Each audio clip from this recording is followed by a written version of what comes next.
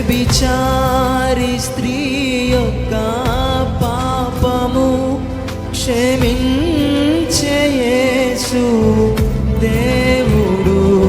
వ్యభిచారి స్త్రీ యొక్క పాపము క్షమించే యేసు దేవుడు.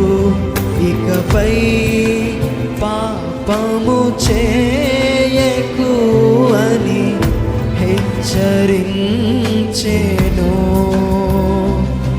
ఇకపై పాపము చేయకు అని హెచ్చరించెను.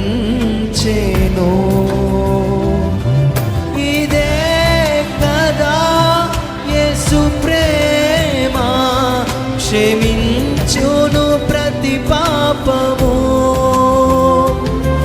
ఇదే కదా యేసు ప్రేమ, క్షమించును ప్రతి పాపము.